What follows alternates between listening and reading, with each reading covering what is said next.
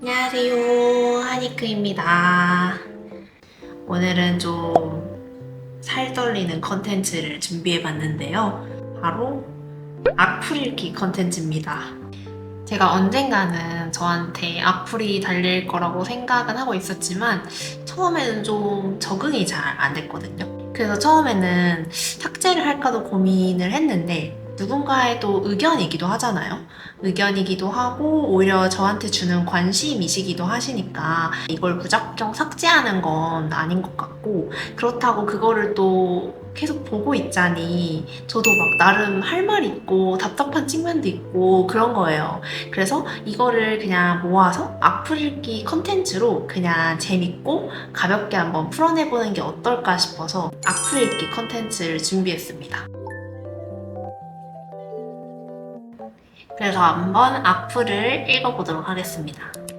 그냥 한의사는 상담원이지 과학적 지식은 없음.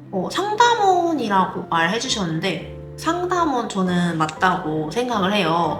이제 한의사는 보건의료 서비스를 제공하는 의료인이기 때문에 실제로 의료 서비스가 이루어지는 과정에서 이제 질병을 치료하고 관리하고 그걸 유지하는 그 일련의 과정에 이르기까지 단순히 전문 지식만으로는 이루어지기 어렵다고 생각하거든요. 애초에 이게 로봇과 사람 사이에 이루어지는 관계가 아니잖아요. 사람과 사람 사이에 이루어지는 관계이기 때문에 상담의 측면이 좀 중요한 부분이라고 생각합니다. 저는 상담원이라고 불러주셔도 내 업무 중 여러 가지 중에 하나는 상담이지라는 생각이 들어요. 한의학 동의보감에서는 귀신 보는 법도 있나요? 이게 동의보감을 공부하냐, 동의보감에 이런 내용 있는 거 아냐를 되게 많이 물어보시더라고요. 근데 저도 학생 때 한의대 들어가면 동의보감만 공부하는 줄 알았거든요. 근데 정말로 수많은 거를 공부하고 그 중에 진짜 요만큼의 일부입니다. 그리고 그것도 전체 책을 다 보지도 않아요. 중요한 부분만 일부만 발췌를 해서 보고요. 이게 과거의 것을 그냥 문헌 그대로 해석해서 적용을 하는 게 아니라 이제 현대적으로 의미가 있는 것만 추출을 해서 저희가 사용을 하고 있거든요. 근데 이제 귀신 보는 법이라고 얘기해 주셔서 저도 이거는 제대로 본 적이 없어서 이번에 한번 찾아봤어요. 그래서 동의보감에 실제로 이렇게 구문이 적혀 있다고 합니다. 귀신을 보고 싶은 사람은 대마와 석창포, 귀구를 각각 나누어 가루를 만든 다음에 한약을 만들어서 매일 아침 해를 바라보며 한 알씩 100일간 복용하게 되면 귀신을 볼 수 있다 라고 적혀 있다고 합니다. 동의보감에 귀신이 보는 법을 적혀 있고 한의사들이 이 귀신 보는 법을 공부해서 환자들한테 이런 걸 이용한다는 게 중요한 게 아니고 뭐 귀신을 본다는 거를 환각이라는 의미로 재해석을 하면, 그래서 한약에 들어가는 마자인은 환각작용을 제거한 대마의 종자라고 보면 되는데 대마 종자의 껍질을 제거했다고 하고 이 껍질에 환각작용이 실제로 있다고 합니다. 그래서 이 구절에서는 그 껍질을 제거하지 않은 대마를 썼고, 그렇기 때문에 이렇게 귀신을 보는 환각작용이 유발됐을 거라고 생각했을 수도 있을 것 같아요. 그리고 뭐 매일 아침 해를 바라보면서 이제 인사를 한다 했으니까 빛에 의한 환각도 유발이 될 수 있겠죠. 한의사들의 임상에서 동의보감에서 의미 있는 부분이 있다면 그걸 차용해서 사용하고 있고, 이런 구절 같은 경우에 의미 있는 부분을 찾아보자면 생대마에는 환각을 유발하는 물질이 있고 약재로는 그걸 제거해서 사용하고 그게 마자인이다. 이 정도만 저희는 공부한다고 생각하시면 될 것 같습니다. 한의사라 읽고 주술사라 말하지 않나요? 저는 주술사라는 말은 처음 들어봤어요. 주술 부려서 되게 오시는 분들을 낫게 할 수 있다면 그것도 굉장히 좋겠네요. 공부 좀 잘하지 한의대, 고딩 때 공부 좀 열심히 하시지 그랬어요. 경희대 한의대가 경상대 한의대, 입결은 곧 수입. 입결이 수입하고 비례하는 건 맞는 것 같아요. 실제로 지금 입시를 제가 떠나온 지 오래됐지만 의치한약수라고 하잖아요. 이게 실제로도 수입과 많이 비례를 합니다. 아무래도 메디컬계에 입학하면 바로 그게 직업이 되는 거기 때문에 수입과 관련이 있을 수밖에 없겠죠.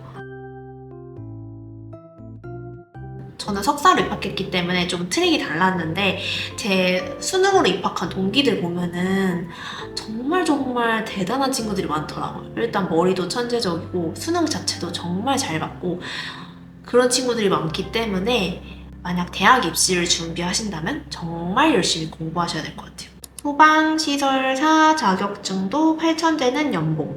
소방시설사 자격증이 이게 뭔지 몰라가지고 보니까 비슷한 말이 소방시설 관리사밖에 없더라고요. 저는 소방시설 관리뿐만 아니라 인간의 안전과 생명과 관련된 직종은 정말 좋은 대우를 받아야 된다고 생각을 해요. 소방관, 경찰관, 군인 이런 안전과 생명 그리고 또 보안과 관련된 직종은 연봉이나 워라밸이나 더 좋은 대우를 받아서 정말 유망한 인재들이 많이 진출을 해야 된다고 생각합니다. 돈을 많이 벌더라도 국민 건강으로 사기치고 싶진 않네요. 한무당. 저는 한무당이라는 말을 제가 한의사가 되기 전부터도 있었거든요. 거의 제가 중고등학교 시절부터 있었던 말 같은데 근데 인터넷에서는 이 말이 항상 보이는 것 같아요. 이게 사기인지 아닌지 궁금하시면 몸이 안 좋으실 때 한번 한의원을 방문해 보시는 게 좋으실 것 같아요. 한무당. 여기에 또 한무당 또 나왔네요. 이게 저도 이런 말 듣고 혹시 내가 나중에 한의사가 되면은 실제 막 모든 사람들이 나를 한무당으로 생각하는 거 아니야? 라는 걱정을 해서 입학 전에 되게 이런 부분들이 약간 좀 걱정이 됐거든요. 한의대 대학 중일 때도 그렇고 졸업하고 나서도 그리고 한의사가 돼서도 반감을 갖거나 되게 싫은 기색을 내비치시는 분이 현실 세계엔 없었어요. 물론 속마음을 감추셨을 수도 있다고는 생각을 하지만 실제 한의사가 되어보면 실제로 그렇게 모욕적인 언사를 하시는 분도 없고 만약에 한다고 해도 인터넷에서만 보실 수 있습니다. 한의사 전문의 제도는 없습니다. 자기들끼리 수련을 하는 것이죠. 한의사 전문의 시험이 없는 것이 그 증거입니다. 한의사 전문의 제도는 없지 않습니다. 이게 왜 시험이 없다고 말씀하셨는지 모르겠는데 시험이 매년 치러지고 있거든요. 저는 진짜 수련하시는 분들 너무너무 대단하신 것 같아요. 살인적인 그 스케줄을 어떻게 4년이라는 시간을 갈아서 하실 수 있는 것도 너무너무 진짜 존경스럽다고 생각하고 이 전문의 시험 같은 경우에는 제가 알기로는 레지던트 3년차 때 일을 하시면서 시험 공부를 같이 하시거든요. 레지던트 3년차로 있으시면서 어떻게 또 전문의 시험을 치시고 또 수련하시면서 대학원 다니시면서 논문 쓰시고 이제 석사 따시고 막 그러신 분들도 많단 말이에요. 그래서 그런 걸 어떻게 다 하시는지 정말 멋있는 분들이라고 생각을 합니다. 그래서 전문의 시험이 있고요. 전문의 제도가 있습니다. 한의사 개꿀이다. 애초에 중한 병 보지도 못하지만 가벼운 질환이어도 잘못되면 일단 큰 병원으로 보내버리고 의사한테 알아서 해라 던지면 되고 법적 리스크도 거의 안 지더라. 어찌 보면 존나 비겁한 건데 의대보다 좋다고 본다. 무조건 한의대 강추한다. 뭐 가벼운 질환이라도 큰 병원으로 보내는 것은 아니고요. 이제 1차 의료기관에서 어떤 환자가 왔을 때 감별 진단을 해서 상급병원으로 트랜스퍼 해야 될 것 같다고 싶으면은 트랜스퍼를 해야 되는 게 1차 의료기관이 당연히 해야 될 일입니다.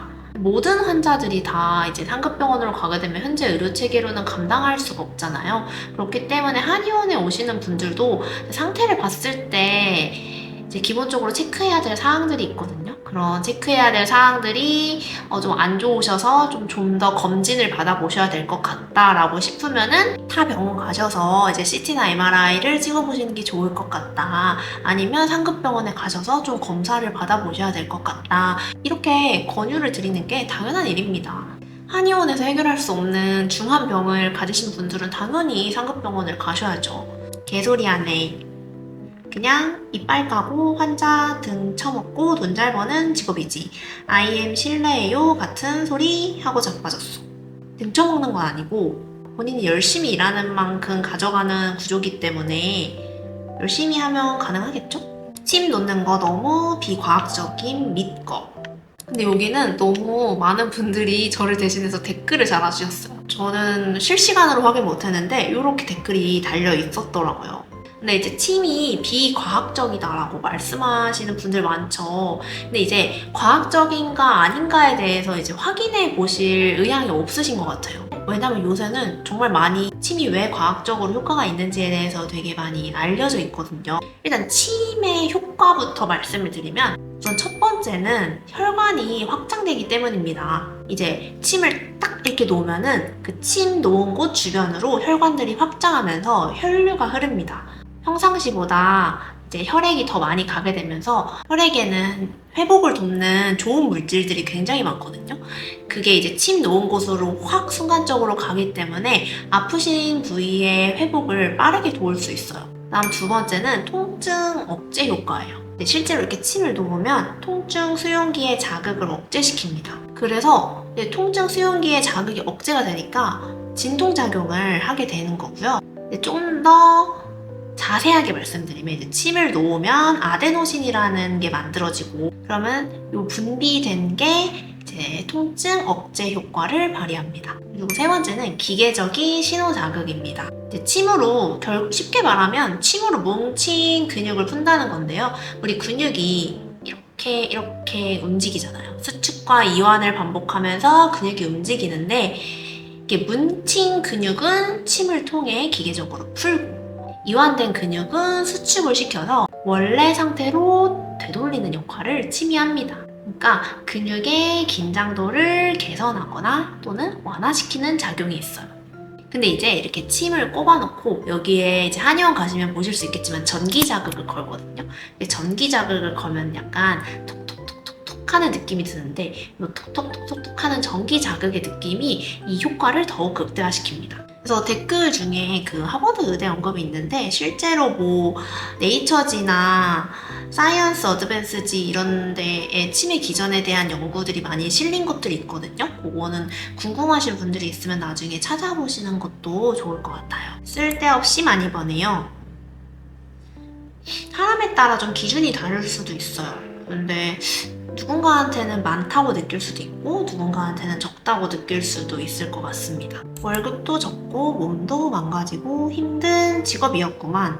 몸이 망가지고 힘든 직업인 건 어느 정도 맞는 것 같아요. 책상에 앉아서 이렇게 채팅만 하고 환자를 진료하고 이런 시간보다 침을 놓고 추나를 하고 그래서 일어서서 막 뛰어다니고 침구실에서 돌아다니고 이러는 시간이 훨씬 더 많거든요. 일하는 과정에 생각보다 되게 몸을 많이 쓰는 직업이기는 해요. 그래서 예전에도 말씀드린 적 있겠지만 침을 놓다 보면 이렇게 고개도 많이 수그리고 허리도 이렇게 많이 수그리고 있거든요. 그래서 목과 허리를 많이 수그리고 있다 보니까 목 디스크, 허리 디스크 있으신 분들도 있고 그리고 추나할 때 보면은 요 손으로 계속 힘을 이렇게 주기 때문에 손목 관절이 좀 안 좋으신 분들도 있고 직업병을 좀 갖고 계신 분들도 많습니다. 네, 그래서 여기까지 악플을 한번 읽어봤는데 뭔가 막상 처음 봤을 때는 좀 상처였는데 이렇게 영상 찍으면서 같이 읽어보니까 오히려 그렇지 근데 이런 점도 있어요 라고 조금 이렇게 톡 터놓고 말을 해보니까 오히려 이게 되게 괜찮은 것 같아요. 그래서 선플이든 악플이든 저한테 해주고 싶은 말이 있으시면은 댓글 달아주시면 항상 열심히 찾아보겠습니다. 오늘도 영상이 재밌으셨다면 구독과 좋아요 눌러주세요. 안녕.